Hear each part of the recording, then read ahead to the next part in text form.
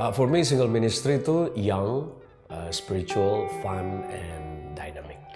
Kita bisa ketawa-ketawa, ngobrol apa aja, update tentang kehidupan kita, dan kita bisa open tentang scene kita. Kita bisa open tentang struggle kita, dan aku tahu gitu kalau mereka nggak bakal judge. Karena mereka juga punya value yang sama, dan mereka juga bisa bantu aku. Meskipun masalah saya belum selesai, baik di segi keluarga, pekerjaan, atau lain sebagainya, tapi saya dibantu untuk melihat masalah ini lebih dengan karakter di mana Tuhan mau saya melihatnya. Ini adalah satu masa periode produktif menurut saya dalam fase manusia yang kalau saja orang di singles, mereka semua bisa mengenal Tuhan pada saat itu, that would be amazing. Untuk mereka melanjutkan ke pace kehidupan selanjutnya.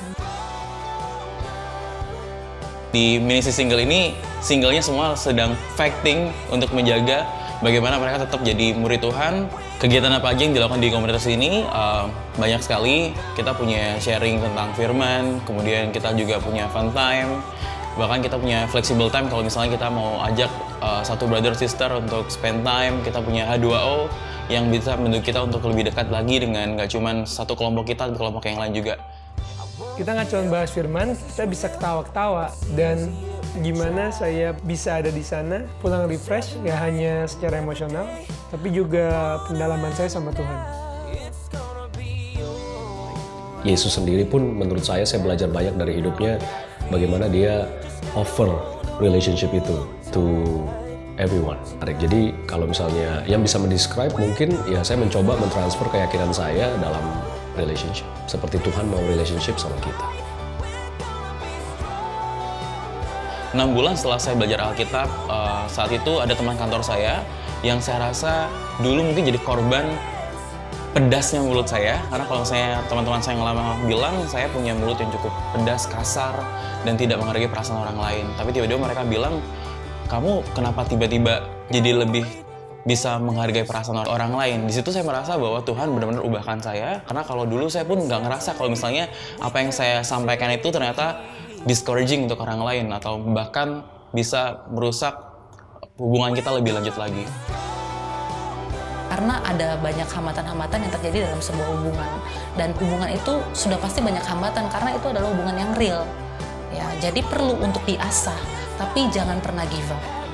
Dan aku nggak tahu kalau misalnya di luar itu kalau aku pacaran tuh bisa gimana gitu. Mungkin 2 bulan dong udah putus kali. Tapi di sini kayak kita diajarin untuk bisa humble, untuk bisa memaafkan, untuk bisa prioritasin Tuhan dalam hubungan kita. Komunitas dan hubungan Tuhan sangat fundamental dalam hal penginjilan, karena Tuhan itu adalah salah satu impact dari Tuhan memerintahkan kita untuk menjadikan semua bangsa murid kita. Dan salah satu cara supaya kita bisa impact adalah dengan cara berkomunitas, kita sharing kasih yang Tuhan udah lebih dahulu berikan kepada kita.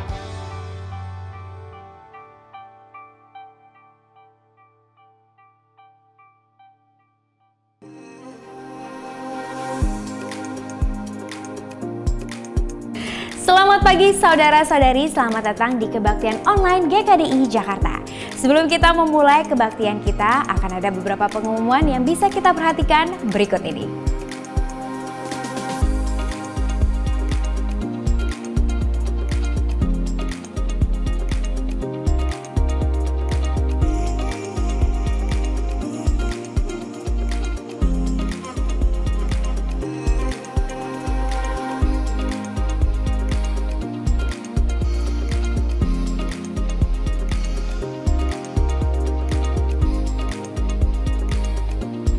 Sebentar lagi kita akan memulai kebaktian online kita.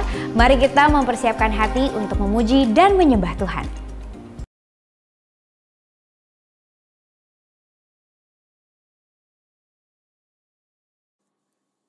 Berjalan ke Sion, indahnya Sion. Berjalan menuju Sion, berjalan ke negeri Allah. Berjalan ke Sion, indahnya Sion. Berjalan menuju Sion, berjalan ke negeri Allah.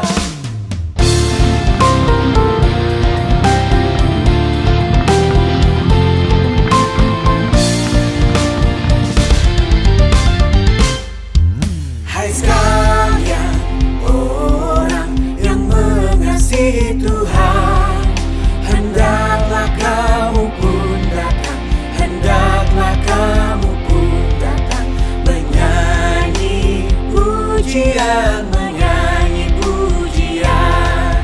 Berjalan ke Sion, indahnya Sion. Berjalan menuju Sion, berjalan ke negeri Allah. Berjalan ke Sion, indahnya Sion. Berjalan menuju Sion, berjalan ke negeri Allah.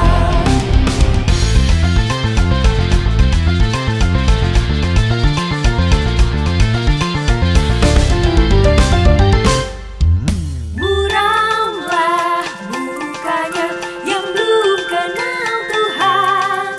Bapa yang ada di surga, Bapa yang ada di surga, yang beri sukacita, yang beri sukacita. Berjalan ke Sion, indahnya Sion. Berjalan menuju Sion, berjalan ke negeri Allah. Berjalan ke Sion, indahnya Sion. Berjalan menuju Sion, berjalan ke negeri Allah.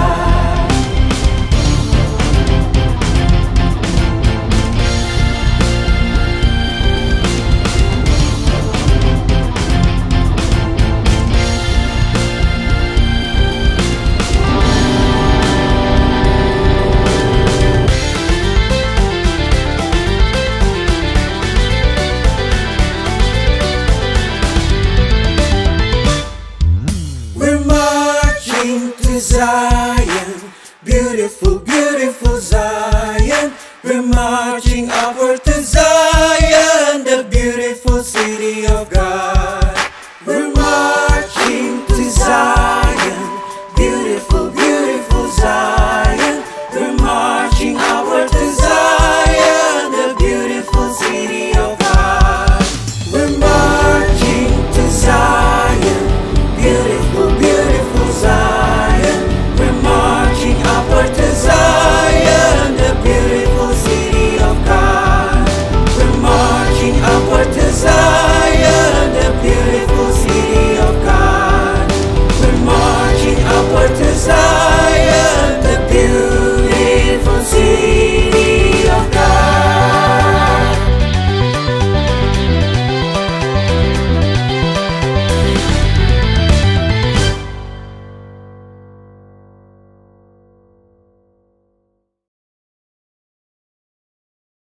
Selidiki dan kenal hatiku, ujilah dan kenal pikiranku. Lihatlah apa jalanku salah. Tuntun aku di jalan yang kekal.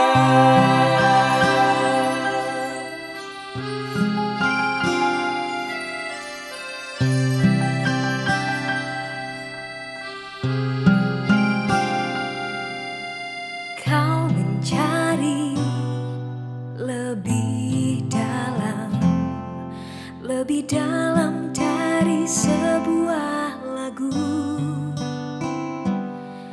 lebih dalam dari sebuah puisi. Kau mencari hatiku, kau mencari lebih dalam dari segala hikmah, lebih dalam dari segala pengetahuan. Kau mencari hatiku, selidiki dan kenal hatiku, ujilah dan kenal pikiranku. Lihatlah apa jalanku salah. Tuntun aku di di jalan yang kekal.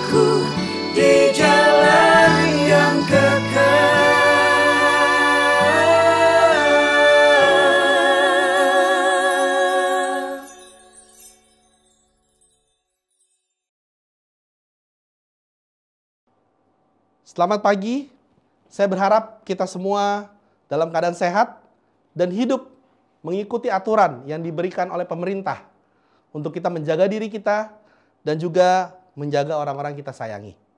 Mari kita memulai pagi hari dan kita berdoa. Bapa di surga, kami sangat bersyukur untuk waktu yang Kau berikan untuk kami bisa kembali lagi mendengarkan firman, melihat lebih dalam lagi apa pengharapan Kau dalam hidup kami. Kami bersyukur karena firman Kau senantiasa menuntun hidup kami. Hari ini Bapa kami berdoa, biarlah Engkau memberikan kami hati untuk bisa membiarkan firman itu masuk ke dalam hati kami, untuk bisa bertumbuh dan menjadi satu keyakinan dalam hidup kami. Sertai Bapa hamba-Mu yang akan bagikan firman, biarlah Roh Kudus Engkau menuntun pikiran dan perkataan hamba-Mu, agar kata-kata Engkau saja yang disampaikan. Sertai, dalam nama Yesus Kristus kami berdoa menjawab syukur. Amin. Yesus di dalam buku Matius dan Lukas, dia banyak menggunakan istilah Tuan dan hamba. Kalau kita melihat Matius 6, perumpamaan tentang Tuan dan Mamon, itu pertama kali. Seperti yang tadi awal mula kita sudah ketahui. Matius 18, tentang pengampunan. Dia juga mengatakan tentang Tuan dan hamba. Matius 24, tentang perumpamaan hamba yang setia dan hamba yang jahat. Matius 25, itu tentang perumpamaan talenta. Kita lihat juga di buku Lukas, di waktu yang berbeda, Yesus mengajarkan juga tentang Tuan dan hamba. Di Lukas 12, dia bicara tentang perumpamaan kewaspadaan. Lukas 14, perumpamaan tentang orang berdalih. Dan juga Lukas pasal 19, yaitu perumpamaan tentang uang mina. Hari ini sebagai hamba, apa yang penting kita perlu perhatikan yang Tuhan mau kita hidupi di dunia? Yang pertama adalah God expect. Tuhan mempunyai ekspektasi. Sebagai hamba, penting untuk kita mengerti bahwa Tuhan punya ekspektasi kepada kita selama kita hidup di dunia ini. Yesus ketika menjalankan ministrinya di daerah Yudea dan Perea, di dalam perjalanan dia mengajarkan beberapa perumpamaan. Dan salah satu perumpamaan seperti yang tadi saya sudah sebutkan pertama ada tentang kewaspadaan. Di sini Yesus berbicara dan dia memberitahukan di dalam perumpamaan itu apa ekspektasi Tuhan. Dikatakan di sana ayat yang ke-37 di Lukas 12, berbahagialah hamba-hamba yang didapati tuannya terjaga-jaga ketika ia datang. Aku berkata kepadamu, sesungguhnya ia akan mengikat pinggangnya dan mempersilahkan mereka duduk makan, dan ia akan datang melayani mereka. Dan apabila ia datang pada tengah malam atau pada dini hari dan mendapati mereka berlaku demikian, maka berbahagialah mereka. Yesus menekankan bahwa Tuhan kita punya ekspektasi. Dan sebagai hamba, kita harus senantiasa siap melakukan ekspektasi itu kapan saja dan bagaimanapun keadaannya. Yang menarik adalah dia katakan bahwa Tuhan mau lihat pada waktu dia datang tengah malam, betul tidak hamba itu melakukan tanggung jawab yang dia berikan sesuai dengan ekspektasi yang tuannya harapkan. Menarik bahwa Petrus menanyakan sesuatu setelah Yesus berbicara hal itu. Dikatakan di sana bahwa ayat 41, Tuhan, kamikah yang engkau maksud dengan perumpamaan itu? Atau juga semua orang? Jadi kalau kita perhatikan di sini, Petrus memastikan apakah ekspektasi ini hanya menjadi tanggung jawab rasul atau semua orang. Dan kita perhatikan lagi jawaban Yesus di ayat 42, dia bilang, jadi siapakah pengurus rumah yang setia dan bijaksana yang akan diangkat oleh tuannya menjadi kepala atas semua hambanya untuk memberikan makan kepada mereka pada waktunya? Berbahagialah hamba yang didapati tuannya melakukan tugasnya itu ketika tuannya itu datang. Perkataan ini juga terdapat pada Matius 24 ketika Yesus berbicara tentang hamba yang setia dan hamba yang jahat.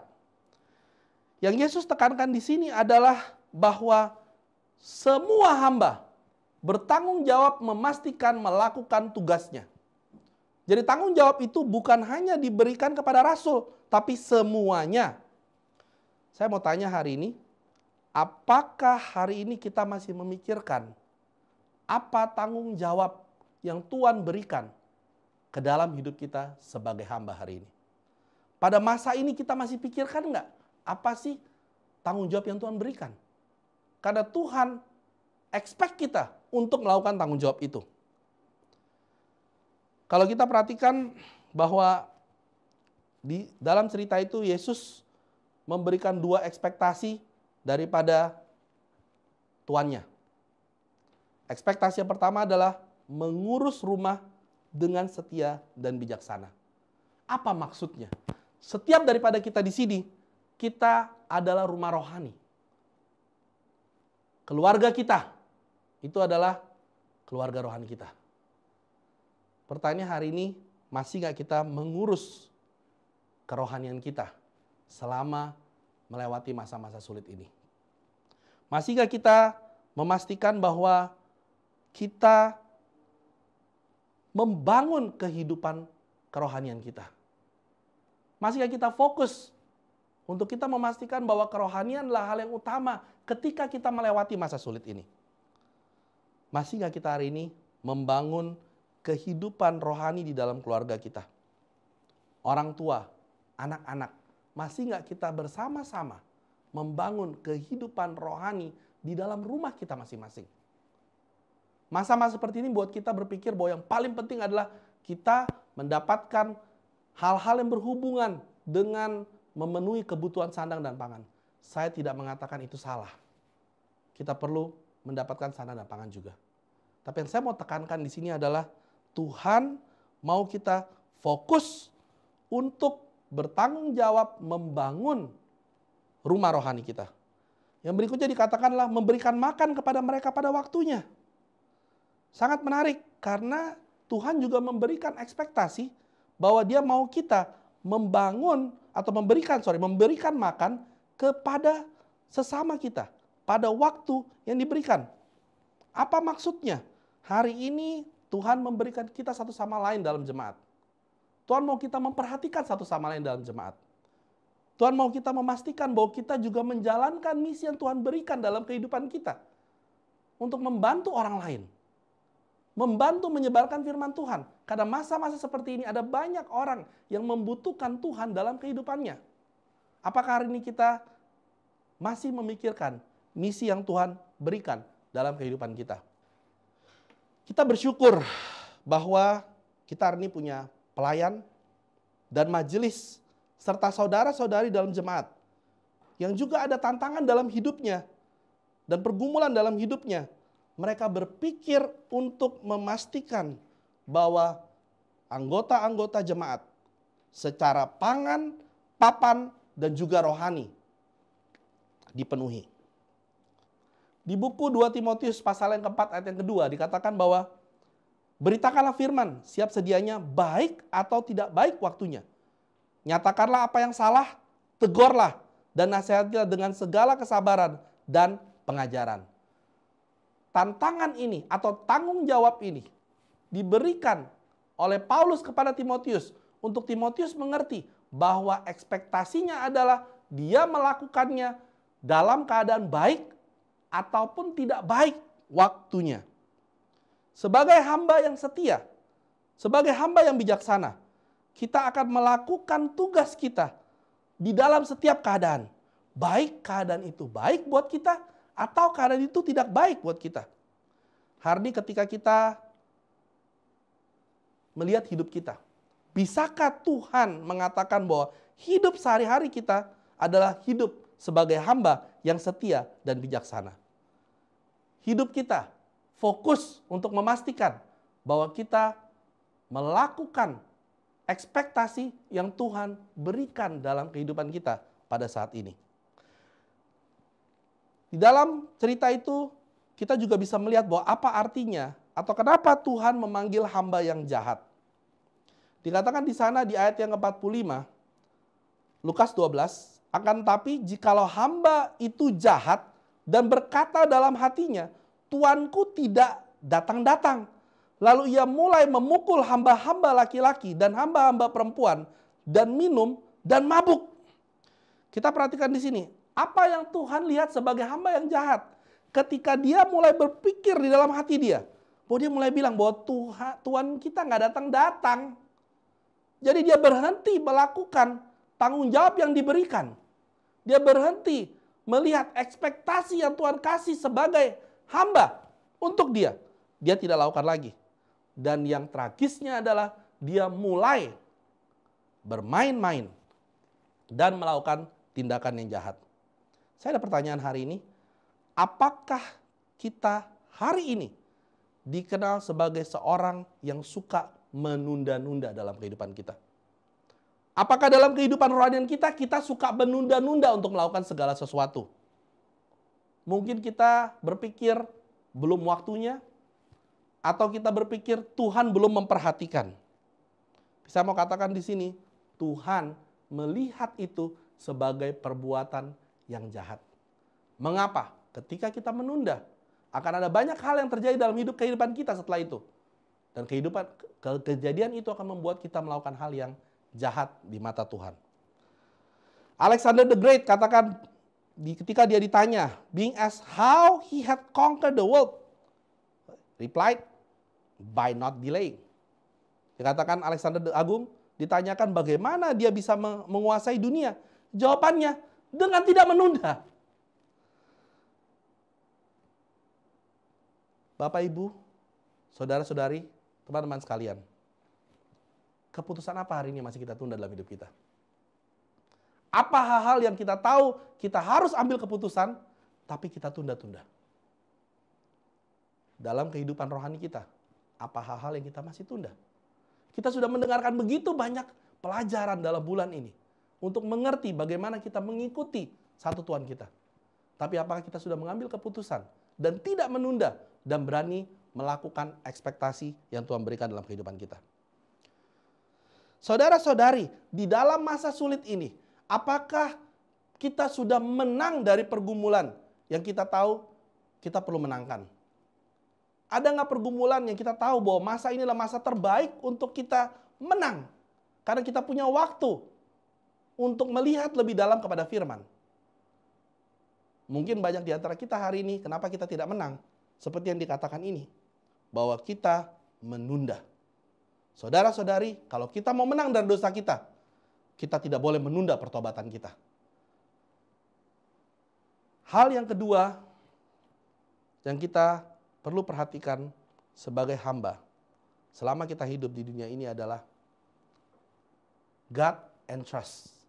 Artinya Tuhan memberikan kepercayaan.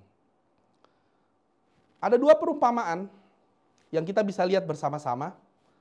Di Lukas pasal 19 ayat 11 sampai 27 berbicara tentang perumpamaan uang mina.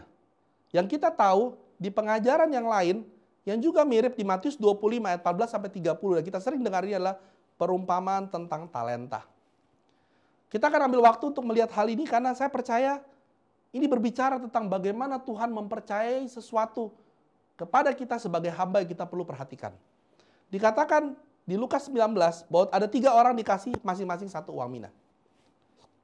Sedangkan di buku Matius dikatakan ada 3 orang diberikan talenta yang berbeda-beda sesuai dengan kemampuannya.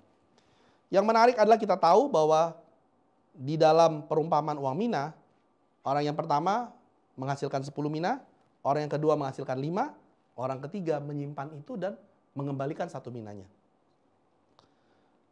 Kejadian yang sama juga terjadi ketika mereka diberikan talenta sesuai dengan kemampuannya. Di buku Matius pasal 25 dikatakan 1 orang dikasih 5 talenta, 1 orang lagi dikasih 2 talenta, dan 1 dikasih 1. Sama. Diberikan yang 1 balikin 5, yang 2 balikin 2, yang 1 balikin 1. Dan kejadiannya sama. Bahwa orang yang 1 itu dia menyimpannya. Saya percaya yang mau menjadi fokus di sini adalah bukan orang yang menghasilkan yang besar. Karena dia perlakuannya sama. Dikatakan, wow, luar biasa kamu hamba yang setia. Tapi yang mau jadi fokus adalah 1 orang yang diberikan kepercayaan. 1, dia menyimpannya. Dan dia mengembalikan hanya 1 itu saja. Saya mau tanya hari ini sama kita, apakah kita masih melihat bahwa Tuhan memberikan kepercayaan yang begitu banyak dalam kehidupan kita? Masih nggak kita kepikiran, di dalam masa sulit ada kepercayaan yang Tuhan kasih dalam hidup kita? Seringkali kita tidak melihat itu, karena kita tidak berpikir lagi bahwa masa-masa ini Tuhan ada kasih kepercayaan. Padahal kalau kita lihat baik-baik, ada kepercayaan keselamatan yang Tuhan berikan. Ada kepercayaan kehidupan rohani yang kita tahu Tuhan berikan. Keluarga kita yang Tuhan berikan. Kemampuan di mana kita bisa bekerja. Atau talenta yang diberikan pada kita. Dan kekayaan. Baik itu materinya banyak ataupun sedikit. Itu semua kepercayaan. Pertanyaannya hari ini, apakah kita bisa melihat bahwa kepercayaan itu yang Tuhan titipkan kepada kita? Dan hari ini kepercayaan itu yang Tuhan mau kita lakukan sesuatu, kembangkan untuk bisa dikembalikan untuk kemuliaan nama Dia. Saya mau tanya hari ini, kita masih nggak mengerjakan keselamatan kita? Masih nggak kita dibimbing ataupun membimbing? Masih nggak kita melewati ini, kita terbuka dalam kelemahan kita? Dalam masa ini kita tahu bahwa kita punya tanggung jawab kehidupan rohani kita untuk senantiasa dekat sama Tuhan. Karena masa-masa ini adalah masa yang kita butuhkan untuk dekat sama Tuhan. Masihkah kita berdoa yang banyak? Kita punya waktu untuk bisa melihat pada firman, untuk punya pengharapan dalam kehidupan kita? Masihkah kita melihat bahwa hari ini meskipun sulit, ketika kita diberikan pekerjaan dari Tuhan, itu menjadikan satu hal yang kita akan lakukan dengan baik. Meskipun karya ekonomi tidak baik. Mungkin kita mengalami yang namanya pemotongan dan lain-lain. Tapi Tuhan mau kasih tahu kita bahwa ini adalah kepercayaan diberikan. Bekerjalah dengan baik. Ya kita tahu Tuhan berikan kita talenta. apakah kita masih memberikan dan melakukannya itu untuk Tuhan dalam kehidupannya.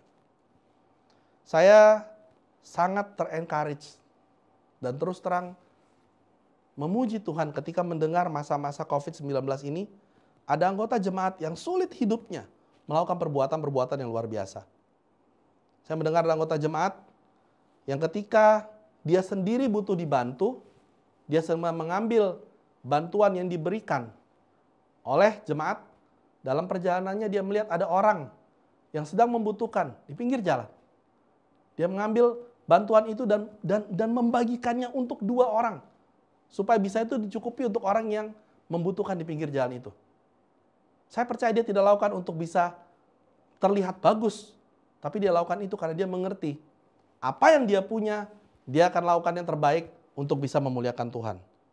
Saya bersyukur bisa melihat dan ter-encourage bagaimana bisa melihat bahwa selama COVID ini kita bisa melihat ada anggota jemaat yang melakukan hal-hal yang sifatnya amal meskipun dia dalam keadaan sulit untuk membantu orang-orang yang hidupnya jauh lebih sulit daripada dia. Mendengar hal ini saya sangat tertusuk karena saya melihat teringat akan Lukas pasal 21 ayat 1 sampai 4. Ketika Yesus melihat ada seorang janda miskin yang memberikan 2 peser. Dikatakan di sana bahwa janda ini memberikan lebih banyak daripada semua orang. Kenapa? Karena dia memberi dari kekurangannya. Saudara-saudari, saya mengajak kita semua.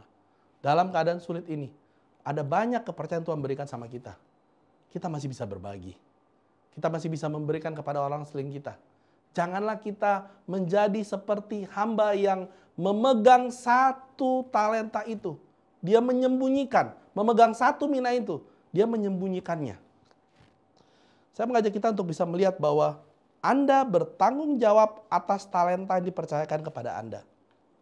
You are responsible for the talent that has been entrusted to you. Hari ini Tuhan memberikan talenta itu dan kita semua bertanggung jawab untuk memastikan kita menjaga itu dengan baik, kita memaksimalkan itu untuk kita lakukan terbaik buat Tuhan. Mengapa Tuhan menyebutkan bahwa hamba itu punya masalah yang menyimpan itu? Dikatakan di Lukas pasal 19, sama juga dengan Matius 25. Yang membuat dia menyimpan adalah sesuatu hal dikatakan bahwa aku takut akan Tuhan karena Tuhan adalah manusia yang keras. Di Lukas 19 katakan. Dia katakan lagi di Matius 25. Dia katakan bahwa dia takut, dia tahu bahwa Tuhan itu kejam, dia katakan. Maka itu dia takut, dia simpan 1 talenta itu. Terus terang, kata takut di sini berasal dari kata phobeo. Ya, afraid dalam bahasa Inggrisnya. Ini berasal dari artinya adalah fear to be harmed. Atau dia takut dicelakakan. Hamba ini sangat takut ketika diberikan pertanyaan itu bahwa dia akan dicelakakan. Dia tidak melihat lagi bahwa talenta atau kepercayaan itu sebagai satu berkat. Tapi dia melihat itu sebagai satu beban di dalam kehidupannya. Maka itu dia simpan karena dia tidak mau rugi. Dia nggak mau dipersalahkan kalau itu tidak menghasilkan. Dia tidak lakukan apa-apa kepada kepercayaan yang Tuhan berikan dalam kehidupan dia. Saya melihat ini seringkali terjadi dalam kehidupan kita. Atau kehidupan saya sendiri. Ketika saya punya rasa takut pada sesuatu, saya tidak lakukan apa-apa.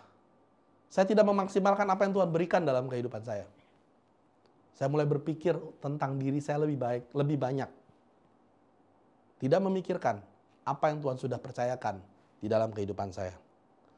Ada hal yang menarik sebenarnya dikatakan oleh Zig Ziglar. Dia bilang bahwa we do not fear the loss of God's favor. For either we have it, not, we cannot lose it. What we fear is the loss of our idols. Apa dikatakan di sana? kita tidak takut kehilangan kebaikan Tuhan. Baik bagi kita miliki atau tidak. Kita tidak bisa kehilangan itu. Apa yang kita takuti sebenarnya adalah kehilangan yang menjadi berhala dalam kehidupan kita. Saudara-saudari, hari ini apa yang kita takuti untuk kita kehilangan, mungkin itu sudah menjadi berhala dalam kehidupan kita. Kita tidak lagi melihat bahwa Tuhan mempercayai kita begitu banyak hal dalam hidup kita. Kita fokus pada diri kita sendiri. Kita nggak melihat lagi pada berkat-berkat kepercayaan itu. Kita tidak lakukan apa-apa dalam berkat kepercayaan itu. Dan kita fokus dan kita berpikir kalau kita lakukan sesuatu akan sulit hidup kita. Hari ini kita banyak nggak pikir tentang reputasi kita pada masa sulit ini? Kita banyak nggak kepikiran apa yang takut untuk kita kehilangan yang kita punya pada masa sulit ini? Saya percaya sebagai manusia itu yang pertama akan timbul. Tapi mari kita belajar bahwa janganlah kita melihat bahwa Tuhan memberikan itu pada kita itu menjadi satu bencana. Kita takut untuk rugi. Tapi Tuhan mau kita memaksimalkan dan menggunakannya untuk kemuliaan Dia. Saya sangat bersyukur melihat ini bisa terjadi. Video untuk kita bisa melihat khotbah-khotbah. Karena ada orang-orang di belakang layar yang mereka mengerti, mereka mempunyai talenta, mereka memastikan mereka berkarya untuk memberikan agar bisa memuliakan nama Tuhan. Saudara-saudari, sebagai hamba di dunia, saya mau mengajak kita semua di sini untuk tidak takut memastikan semua kepercayaan itu kita gunakan secara maksimal untuk kemuliaan Tuhan, bukan untuk kepentingan diri kita sendiri. Mengapa? Karena kita semua hari ini adalah hamba. Hamba yang sama-sama mempunyai satu Tuhan. Hamba yang sama-sama harus menghidupi apa ekspektasi Tuhan dalam kehidupan kita. Hamba yang sama-sama perlu melihat bahwa kita dipercaya begitu banyak dalam kehidupan kita. Mari hari ini kita hidup di dunia sebagai hamba yang menghidupi ekspektasi Tuhan. Kita hidup di dunia sebagai hamba yang menghidupi kepercayaan yang Tuhan berikan dalam hidup kita. Mari kita bersatu dalam doa untuk menutup firman Tuhan pada hari ini. Bapa di surga, kami sangat bersyukur bahwa kami bisa bersama-sama mendengarkan firman Engkau. Terima kasih karena kami mempunyai Engkau sebagai Tuhan kami. Tuhan yang sudah jelas, satu Tuhan yang ada di surga. Dan kami bersyukur Engkau menyatakan bahwa kami adalah hamba-hamba yang hidup di dunia. Hamba-hamba yang perlu mengerti apa yang penting bagi Engkau, Tuhan kami. Kami belajar. Bantu untuk Engkau lembutkan hati kami. Untuk berani kembali melihat apa ekspektasi Engkau. Meskipun di masa-masa sulit ini. Untuk kami tetap lakukan hidup kami. Menjalankan hidup kami sesuai dengan ekspektasi Engkau. Hari ini kami juga berdoa Bapa, bantu kami untuk melihat bahwa meskipun keadaannya sulit, begitu banyak kepercayaan yang Engkau mau untuk kami bisa kelola dalam hidup kami. Untuk kami bisa pergunakan secara maksimal untuk memuliakan nama Engkau. Bapa kami berdoa, biarlah kami bisa melihat ini dan kami bisa mengabdi pada Engkau saja. Biarlah kami bisa melihat ini dan menghidupi sebagai hamba yang setia dan bijaksana selama kami masih hidup di dunia ini. Terima kasih untuk firman Engkau. Kami bersyukur. Berdoa satu nama, Yesus Kristus, Putra Engkau dan Juru Selamat kami yang hidup. Amin. Tuhan memberkati kita. Selamat hari Minggu.